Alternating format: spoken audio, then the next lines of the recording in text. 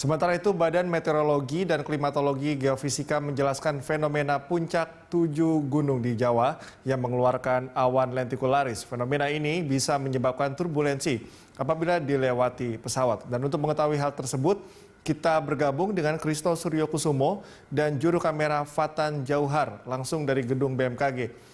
Kristo, bisa dijelaskan kembali dari pihak BMKG apa penyebab dari awan topi atau lentikularis ini? Lalu benarkah itu akan berdampak pada aktivitas penerbangan?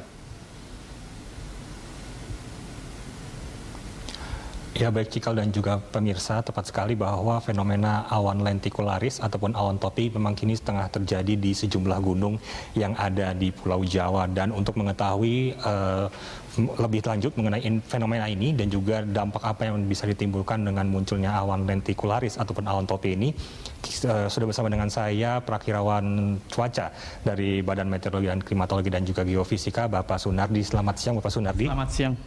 Iya, Pak Sunardi, mungkin bisa dijelaskan sedikit mengenai fenomena awan lentikularis ini sendiri dan juga dampak apa saja ini Pak yang bisa ditimbulkan dari munculnya fenomena alam ini Pak? Iya, bisa diketahui bahwa awan altocumulus lentikularis ini bisa terjadi di wilayah pegunungan, khususnya di gunung-gunung tersebut.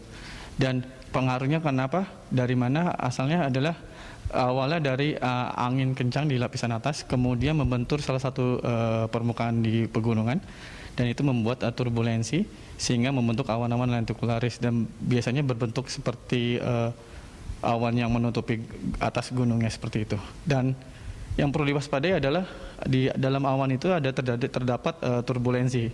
Nah, ini yang perlu diwaspadai apabila pesawat melewati pegunungan tersebut, agak sedikit terganggu penerbangannya seperti itu. Dan juga Pak Sunardi mungkin bisa dijelaskan untuk fenomena ini sendiri, apakah ini akan fenomena yang berlangsung sebentar ataupun cukup lama, dan juga mungkin ada sedikit himbauan begitu Pak dari BMKG kepada khususnya pada penerbangan ataupun untuk mewaspada awan ini, kurang lebih seperti apa Pak? Iya, awan lentikularis itu bisa terjadi di gunung dan ini bisa terjadi kapan saja. Jadi memang hal ini yang sudah biasa terjadi di gunung tersebut, dan memang pesawat sendiri memang harus selalu waspada apabila melewati pegunungan yang ada awan-awan altocumulus lentikularis tersebut. Jadi hal ini sudah biasa terjadi di pegunungan seperti itu. Baik juga Pak Sunardi, terakhir mungkin dari awan lentikularis ini apakah juga menjadi salah satu fenomena yang menunjukkan bahwa ini kita akan beralih ke suatu musim penghujan seperti itu Pak mungkin?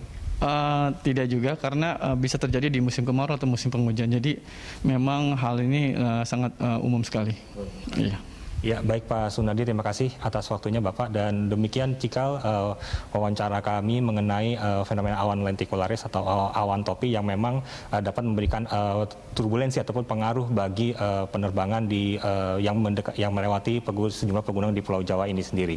Cikal. Kristo, mungkin kalau masih ada Pak Sunardi bisa ditanyakan kembali, ini juga berbarengan dengan erupsi Gunung Merapi. Apakah ada hubungannya atau apakah akan ada dampak yang cukup signifikan ketika awan lentikularis terjadi dengan erupsi Gunung Merapi? Karena kita juga harus dapat penjelasan yang clear dari BMKG.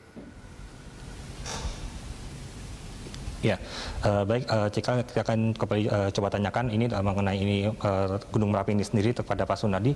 Baik Pak Sunardi, ini ada sedikit tambahan pertanyaan Pak terkait ini kan juga berbarengan dengan status Gunung Merapi yang saat ini kembali mulai aktif begitu, dan apakah awan lentikularis ataupun awan topi ini juga ada hubungannya gitu dengan status Gunung Merapi yang kini sudah mulai naik dan dikhawatirkan akan meletus ini Pak?